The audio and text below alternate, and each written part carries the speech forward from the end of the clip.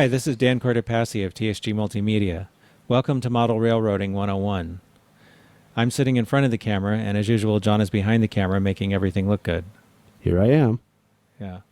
So in part one of our diesel program, we talked about diesels up through about 1960. In part two, we talked about diesels from around 1960 to the mid-80s. And today we're going to talk about diesels from the mid-80s to the present day. Sounds great. Yeah, hopefully. These are the ones that I've seen the most of. Right. These are the ones you see, rolling around now. So anyway, as usual, this is an introductory program. It's intended as an overview. We may not cover every single model. So, because it seems like whenever we put one of these up, someone always comments, you didn't mention this or you forgot that, So I'm basically just trying to hit the highlights and talk about the most common ones. Yeah, this is not Dan's end-all comprehensive railroad encyclopedia of University of Trains. Right. This is supposed to, basically hopefully spark some interest. And, there's you can always go and look up things or get some books, or if you want to find more detailed information about things. Sure. And I should mention that, Dan, because this happens fairly frequently where we'll have a program like this, and then somebody will ask a question to us. And the intention that we have with these programs is to spark an interest so that you will go look it up. Right. So try Google and see what you find, right? I mean, because you'll probably learn a lot more if you research something on your own. And because you're doing it on your own, you're motivated by you, and you will retain whatever you learn. Right. So I have a little confession to make that at least initially, I've gotten better, but I used to find it really hard to tell the modern diesels apart. I still do. Because a lot of them look pretty similar. But like I said, I've gotten better. So anyway, trying to make sure everything we're talking about is as accurate as possible today. So anyway, basically since ALCO went away in the 60s, there have been two major locomotive builders in North America, and that's Electromotive and General Electric.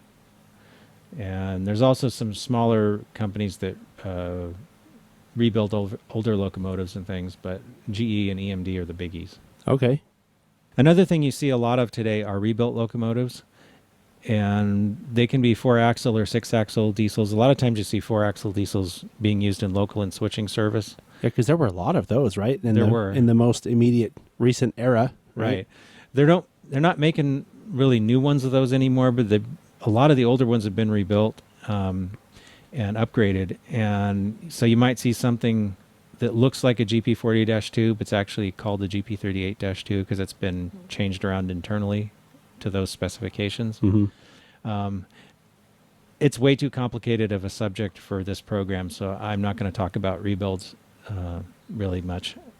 We'll just kind of skip over that. But I just want to mention that they're out there.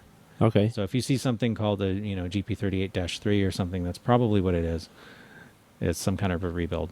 You know what you could do, Dan? You could really trick people and say something goes rolling by, and I'm there, and I said, "Hey, by the way, what was that one?" You could just make something up. I'd never know. It was a rebuilt one, like a GP37-8.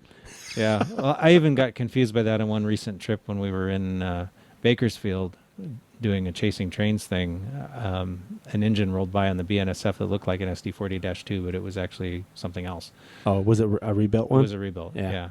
So it gets confusing. So we're just going to kind of skip over that. The EMD GP60 entered production in the late 80s, designed as a replacement for the GP50. Like the GP50, GP60s were initially intended for high-speed intermodal service. Oh, right, four-wheel trucks, right? Right. In more recent years, they've generally been demoted to local freight service and switching duties. GP60s produced 3,800 horsepower. These were among the first third-generation locomotives intended to replace earlier first- and second-generation diesels. Oh, that's why it's the first one in Part 3, huh? Yeah. EMD GP60s also used the new 710 prime mover. If you remember from previous episodes, that number refers to the cubic inch displacement of a single cylinder in the diesel engine.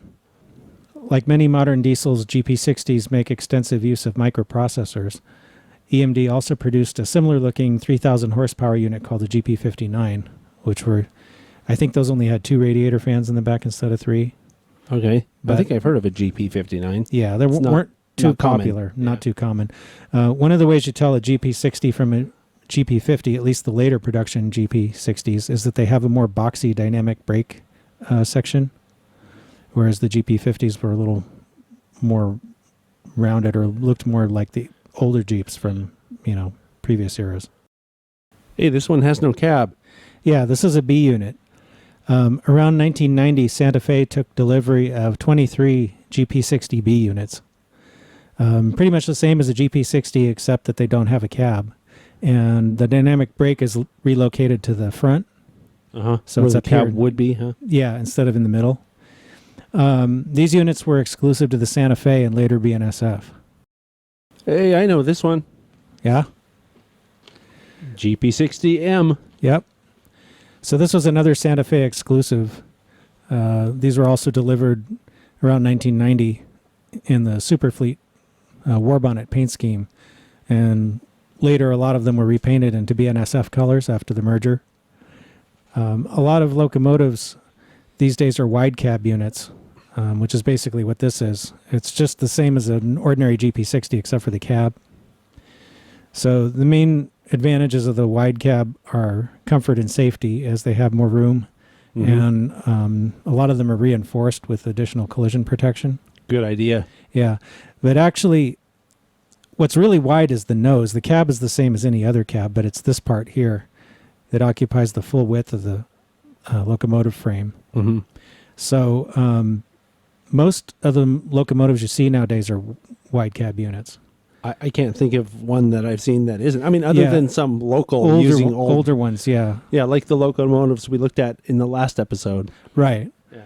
Right, but that's pretty much been a trend for the last 20 years or more.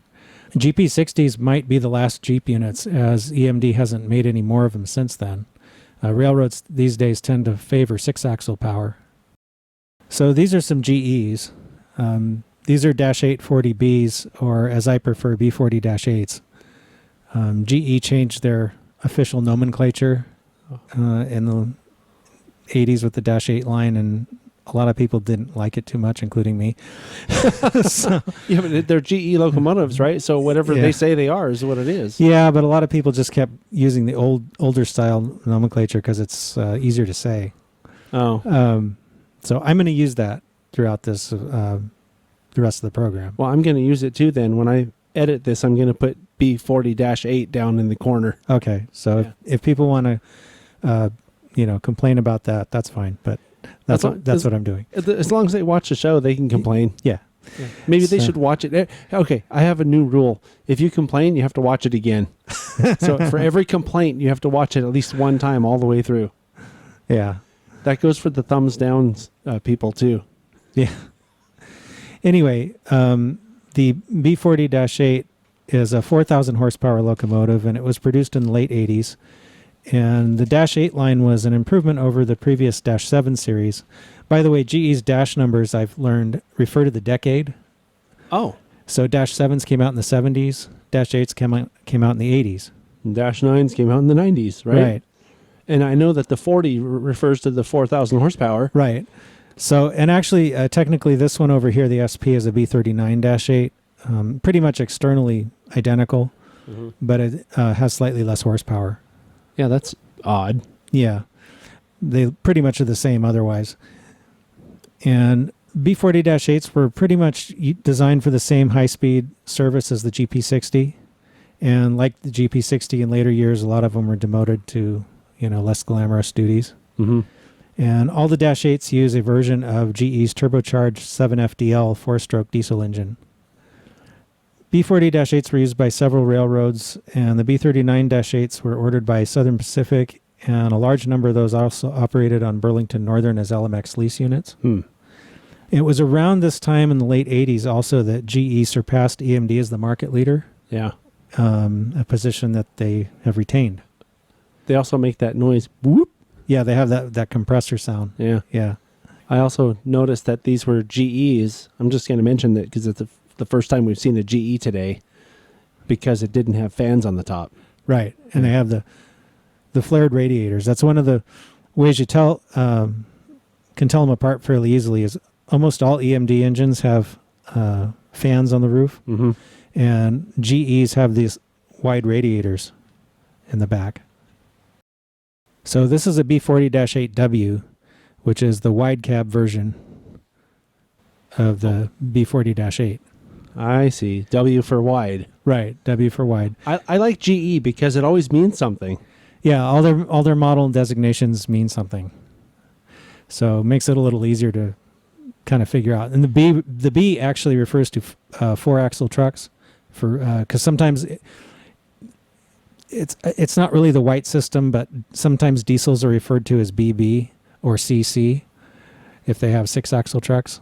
Huh. So that's what the B means. It's a 4-axle diesel. These wide cab B40-8Ws were exclusive to Santa Fe and then later BNSF, although some of them have since been sold off to other railroads. So now we'll move on to 6-axle units. Okay. EMD's SD60 was their 6-axle replacement for the SD50, Mm-hmm. and these were produced in the late 80s and early 90s. And they look almost the same. You really have to study small details and like the arrangement of the doors on the side to tell the difference visually. Yeah. To me, it would be an SD50 then. Yeah. The big difference is internal. The SD60 uses EMD's 16-cylinder 710 prime mover, and they were more reliable than the 645F prime movers that were used in the SD50s. So it's bigger too then, huh? Yeah, it's a bigger engine and more reliable.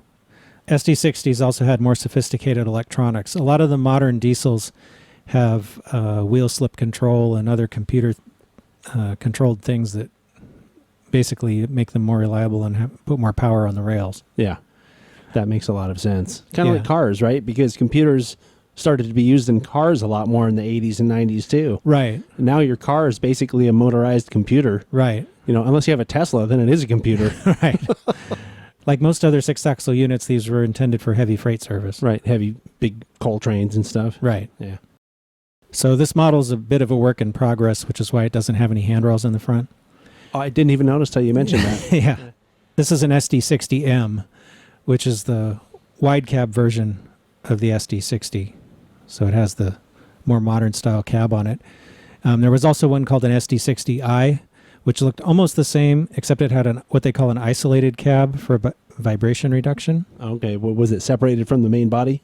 Yeah, the main difference is there's a little seam that runs up the side of the nose and across the top, where the cab is like a separate piece that's somehow, I think it has some suspension on it or something so that it doesn't vibrate so much. There was also an SD60F cowl unit version built for Canadian National. Was that for passenger service? No, I don't have a model of one of those. It was a freight engine, but it had a full width body going all the way down. Right. That's what cowl units are, right? Right. And that's cowl, COWL. Yes. Right. I learned that last time. So I am remembering some of this stuff. Yeah, good. As dumb as I am, I have some memory. Yeah. Oh, thanks for agreeing. Well, you know.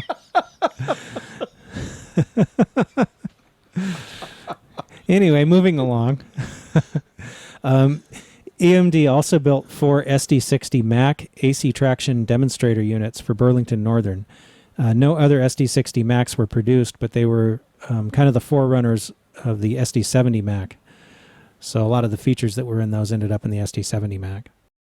So GE's C40-8, or -840C if you want to be official, was a 4,000 horsepower 6-axle locomotive produced in the late 80s and early 90s. Mm-hmm. Most of these went to Union Pacific and CSX, although other railroads used them, including Chicago Northwestern and Conrail. Many of these units now work for other railroads. Yeah. I'm sure that I've seen these out on the rails too. Yeah. Up until recently, I can remember seeing them working on the UP. I'm not sure if UP is really using these too much anymore, but anyway. There were also C32-8s and C39-8s, which were kind of predecessors to this.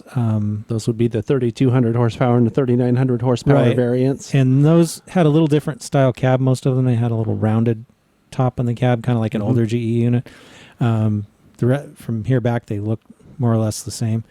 But I don't have any models of those, unfortunately. Well, people will have to use their imaginations. Yeah, or look it up. Oh, right. Oh, and actually, let me say something about that, because it happens every week. There's a question that shows up on one of the videos asking a very simple question. And can I make the suggestion? Yes, Dan's knowledgeable about this stuff, and I can usually guess at things. And actually, surprisingly, I'm right a lot of the time when I'm making educated guesses. But just look it up on Google. I mean, that's what I do. It takes me about 2 seconds to look up something on Google. Whatever your question is, just type it in Google, and it'll answer your question. And then you'll be smarter. You can come on the YouTube video and make a comment, and everybody will look at it and go, "Wow, he's really smart." This is a C40-8W, which again is a C40-8 with a wide cab. Mm-hmm. These were used by Conrail, CSX, Union Pacific, and Santa Fe. And there were also a large number of LMSX lease units that were painted in Conrail blue. This is also one of the Santa Fe units that has what they call a gull wing cab, which means this part of the cab right here, instead of just coming straight down, has a little fold in it. They did that for clearance somewhere on the line. I think it was at maybe a coal mine loadout or something. But a lot of Santa Fe engines had that. Yeah, that's interesting. Yeah, I don't know. This was for a specific thing, but a lot of Santa Fe engines had it. It's not something any other railroad that I'm aware of ever ordered. So usually if you see something that says gull wing cab, that's what it means. And it's Santa Fe or a BNSF engine. Some units also had slightly higher horsepower, and they were designated C41-8W. Oh, just to make it a little more because that extra 100 horsepower really makes a difference. Yeah. They look pretty much the same, though.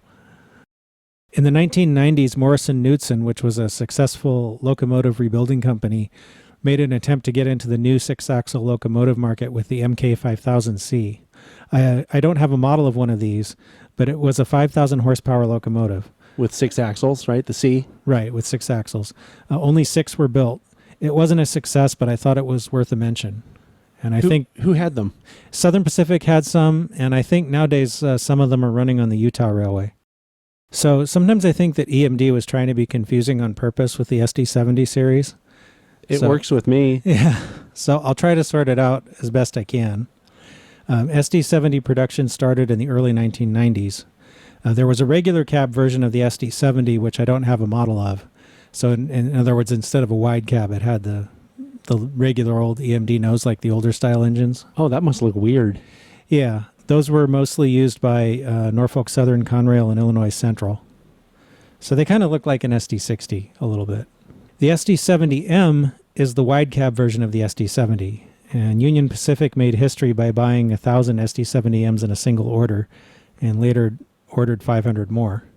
EMD loves UP. Yeah. Other buyers, actually, before that, SP bought some of them. Norfolk Southern bought some. CSX, New York, Susquehanna, and Western, and EMD Leasing. So you know what that tells me, though, is that it must be a really good locomotive. Yeah, they're 4,000 horsepower, and they seem to be pretty much workhorse engines.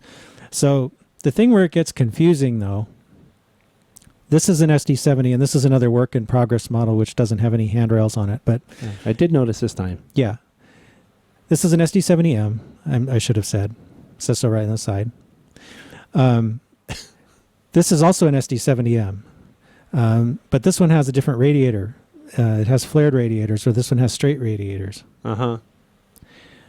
So there were a number of variations in the body design over the years while these things were being produced. That was one of them, is that they changed the radiators. They also changed the cab design at one point.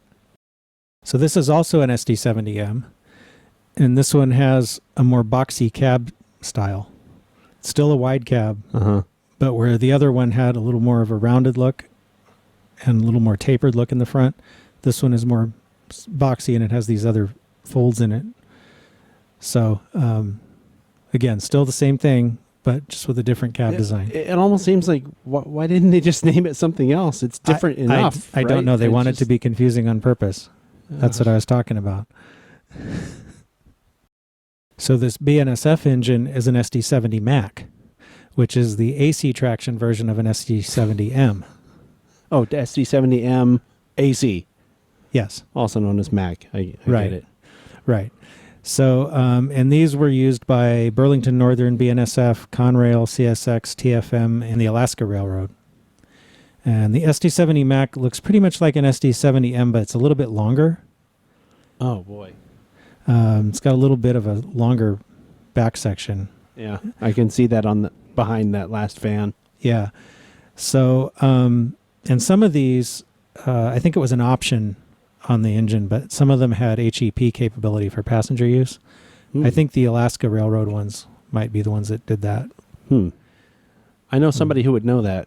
Yeah, I'm not an expert on the Alaska, but that's the only railroad I can think of that hauls passenger trains with these things. Yeah, we have a friend, Marty, who's an Alaska fan, Yeah. also known as Mary from our last month of, or actually, yeah, the last week. Marty is Mary on the Chasing Trains episode last week. He's a Right. big Alaska fan. We should ask him sometime. Yeah.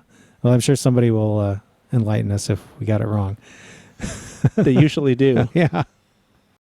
So this is an SD75M, which was another engine that was built pretty much exclusively for the Santa Fe. These were similar to an SD70M, but were rated between 4,300 and 4,500 horsepower.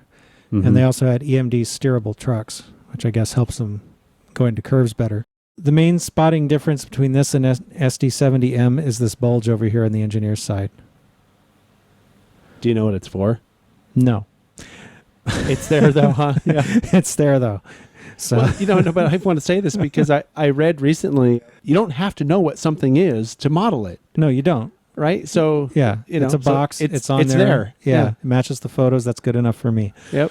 This is a model railroading series, after all, right? Well, yeah, pretty Model much. railroading 101. So, if somebody wants to enlighten us, that's fine. But anyway, EMD also produced a similar-looking SD75i isolated cab version, and those are for Canadian National, BNSF, and Ontario Northland. And those look pretty much exactly like this, except that they have that seam running across Yeah. the front. Yeah. And they would have a different paint job. General Electric debuted its Dash 9 line starting in 1993 with the C44-9W, which is a 6-axle, 4,400 horsepower freight engine. I could have told you that. Yeah. Many railroads purchased these locomotives, but the single biggest customer was BNSF. They had over 1,600 units. That's big. Yeah. And some of these units were even exported to other countries like Australia and Brazil. Huh. Norfolk Southern had some similar ones that were derated to 4,000 horsepower, and they were called C40-9Ws. These are two different size engines, but I just want to show one way to tell a Dash 9 from a Dash 8 Okay. is to look at the fuel tank.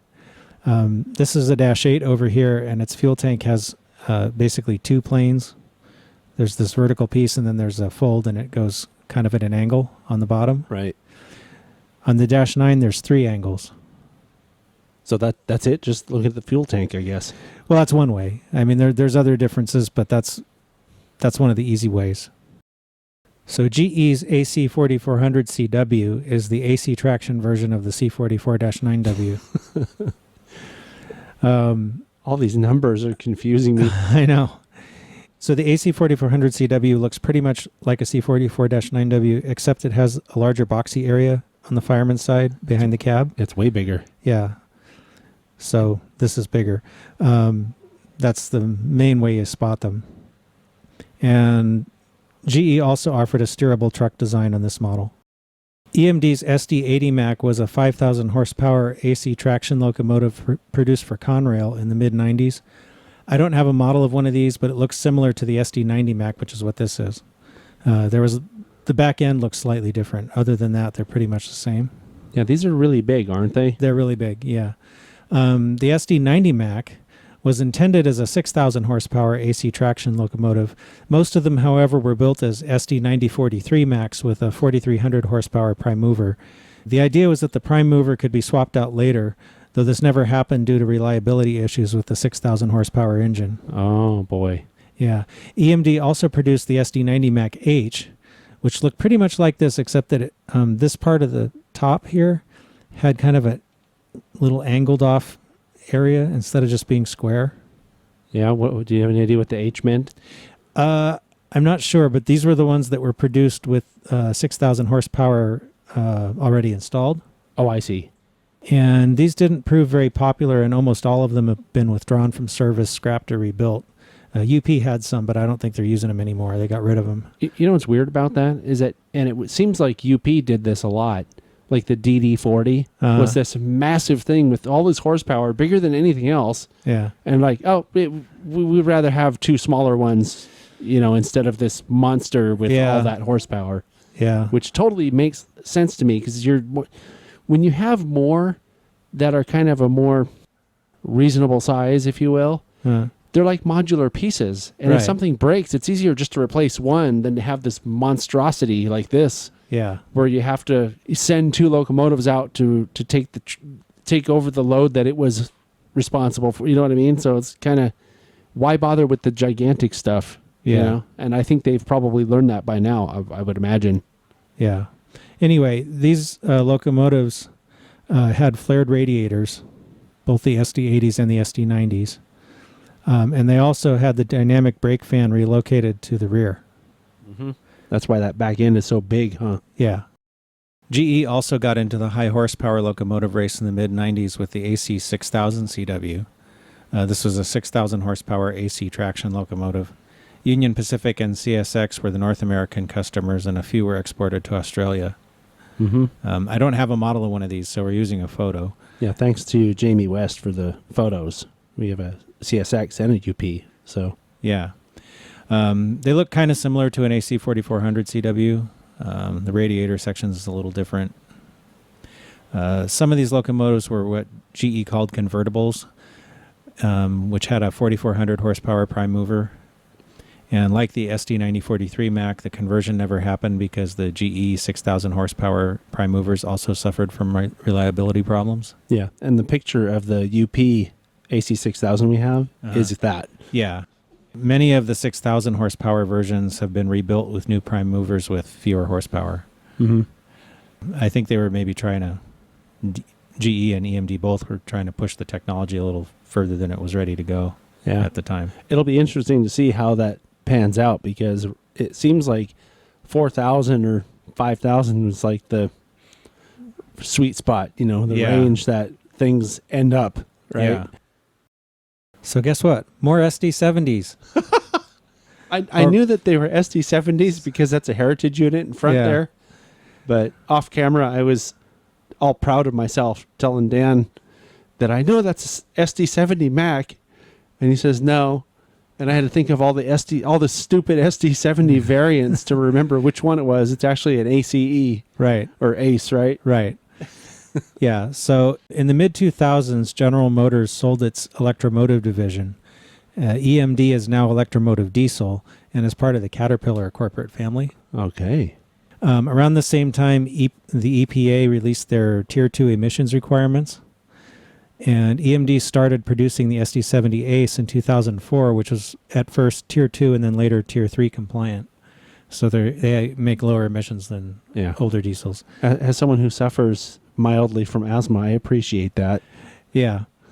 So the SD70ace, which is what the WP heritage unit here is an AC traction locomotive producing between 4,300 and 4,500 horsepower, depending on the version.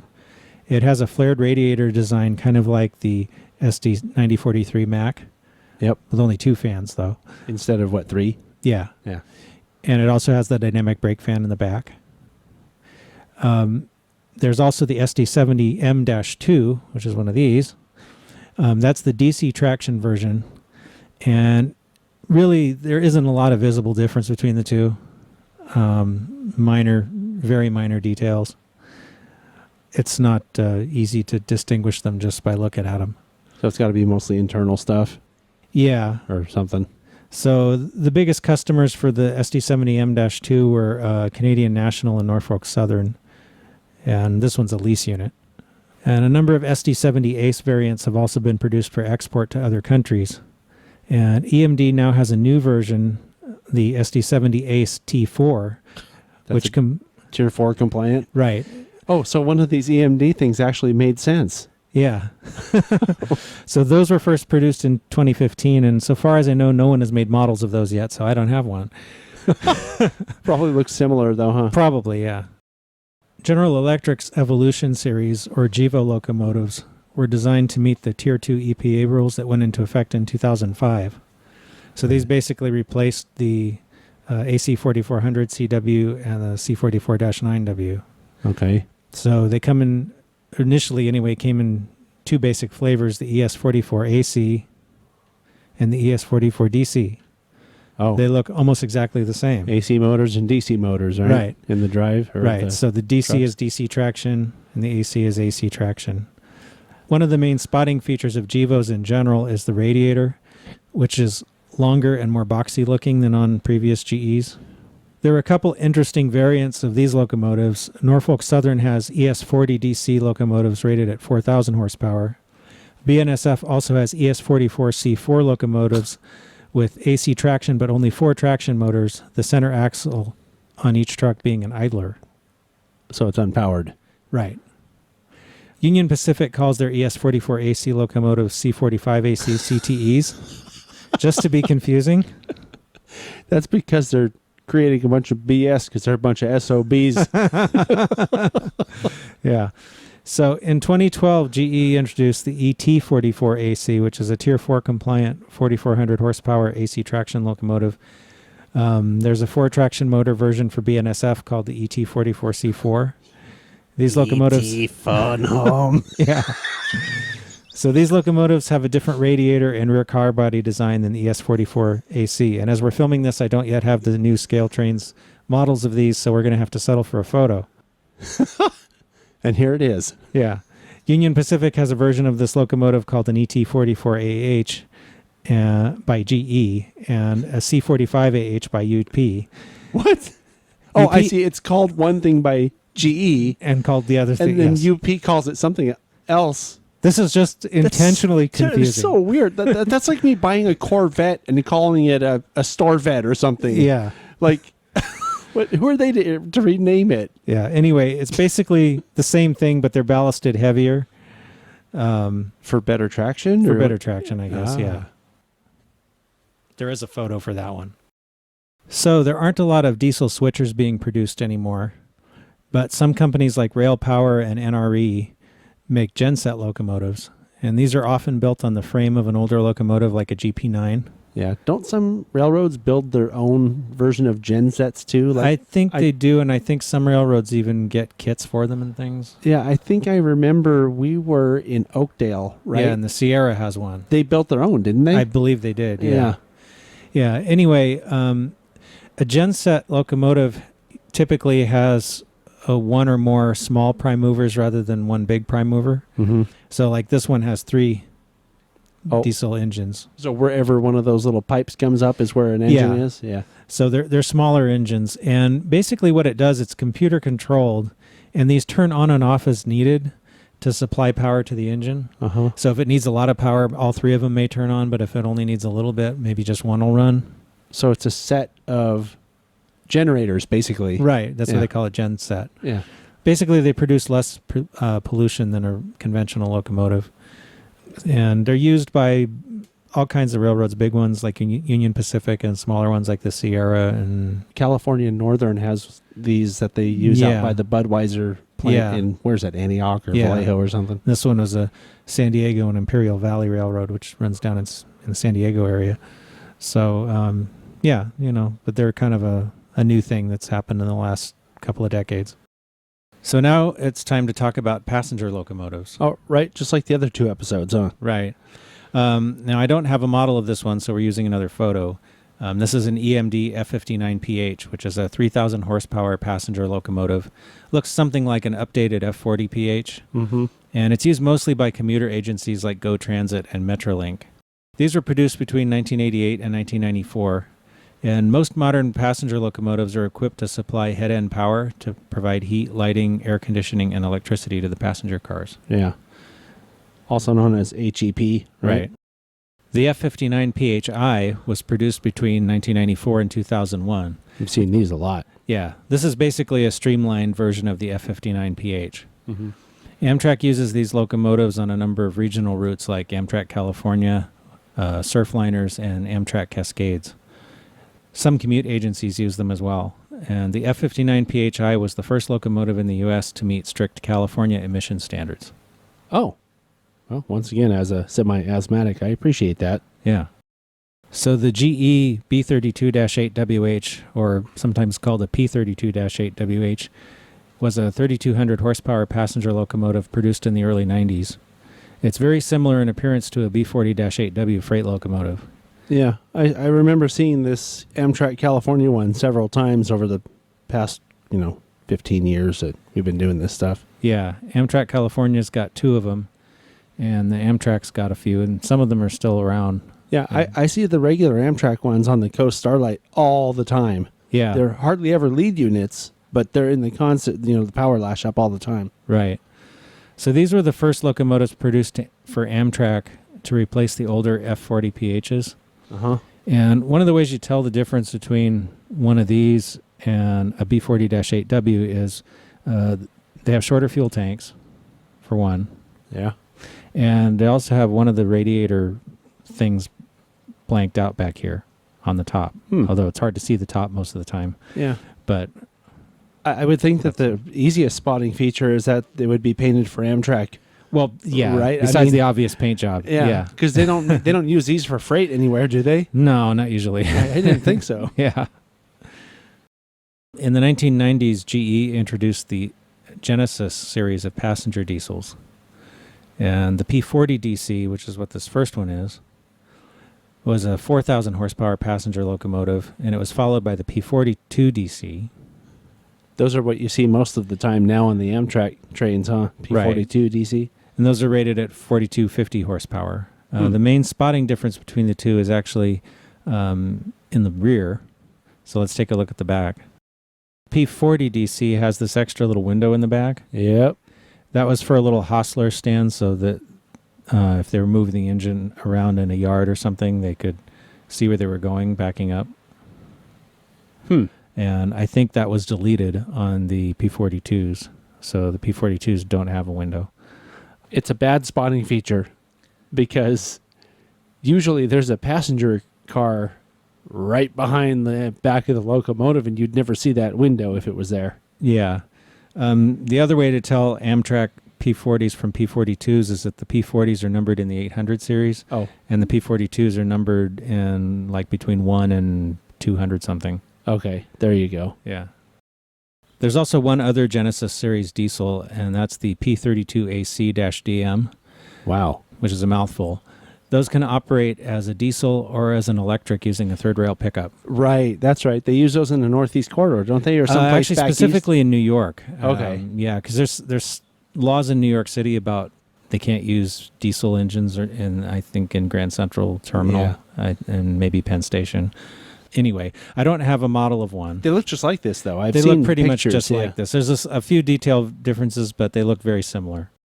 I was wondering when we were going to see one of these, Dan. Yeah. This is an MP36PH. Yep. And in 2003, Motive Power Inc., or sometimes also called Boise Locomotive, started producing this engine, and it's a modern 3,600 horsepower commute locomotive. Metra in Chicago uses these, and Caltrain uses these. Rail Runner. Rail Runner, Metrolink use versions of this locomotive. There are other variants like the 4,000 horsepower MP40 PH in use by Go Transit up in Canada. And Motive Power is currently offering an MP54 AC that is Tier 4 compliant. Oh, that's neat. Yeah. Do you know if it's more horsepower? Or? I would assume it's 5,400. Oh, that's really strong for a passenger engine, yeah. Motive Power seems to use the same kind of nomenclature as GE. Yeah. So, yeah, that's a lot of horsepower. So now I'm going to talk about some locomotives that I don't have models of. In fact, I don't know if there are any models of these. Okay. There was one produced by EMD in the late 90s called a DE30AC and a DM30AC. Those were 3,000 horsepower diesels for the Long Island Railroad. Okay. And so the difference between them is the DE30AC is a regular diesel with AC traction, and the DM30AC is dual mode, so it can operate from an outside third rail. Oh, kind of like that P42 we were talking about? Yeah, the P30. Well, whatever it was, yeah. That's not what you're looking at right now, but it looks sort of kind of like one of these. Yeah, if you squint. I think I've seen one of these in person. I was Yeah. excited when it came through. This thing we're looking at is brand new. These are Siemens SC44 chargers, or this is a Siemens SC44 charger, I should say. This is a 4,400 horsepower 4-axle diesel, and these are going into service very soon, or maybe they are in service now with AMtrak California. Yeah, I know that they've been pulling them around in power lash-ups doing testing, or Yeah. I don't know how much of work they're doing, Yeah, but trying to break them in or whatever. right. And then EMD has a new engine called an F125, which is a 4,700 horsepower locomotive, and Metrolink is supposed to be getting those, but I don't have any photos of that. Okay. So anyway, that pretty much wraps up our introductory program on diesels. Yeah, part 3, hey? Part 3, yeah. So, and it wraps up the series on diesels. Yeah, you know, I'm still going to have trouble, I think, differentiating. Like if I'm out rail fanning or chasing trains, whatever, Yeah. I'm still not going to know. I mean, Right. I'll probably be able to pick out GEVOs because you figure, you know what, most of the GEs you see now because of the Tier 4 thing are going to be GEVOs. Yeah. Right? I mean, Although there are a lot of, BNSF has a lot of those C44-9s running around. yeah. Maybe I should just learn what that looks like so I can say, if it's not a -9, I can say, oh, it must have been a GEVO. Anyway, so yeah, but hopefully it gives people a little idea of what's out there. Yeah. Well, it did clear things up, but one thing that I learned that I really like is the fact that GE uses nomenclature that actually everything stands for something and it actually makes sense to me. Uh-huh. So that's kind of cool. Yeah. So if someone That is comes to kinda me nice. and says, you know, what do you know about, pick whatever it is, I'll figure out how many horsepower it is. Uh-huh. I'll figure out how many axles it has Right. just based on that. Right. So that's pretty cool. Yeah. So I guess that's it. So- What do we get to talk about next time? Well, I guess we'll probably wrap up our discussion of equipment with electric locomotives and traction and streetcars and things like that. Oh, well, that'll be fun. Yeah. Okay. Well, I'm not going to use that going to the bathroom joke anymore. Okay. Remember, I told you I wasn't going to do that anymore. Right. So I think we'll just go away then. Just kind of did it. We'll disappear. No, I Okay. said I'm not going to do it. Okay. But that's still kind of doing it. Okay. Well, everybody watching, just imagine you didn't just hear that. Okay. Yeah.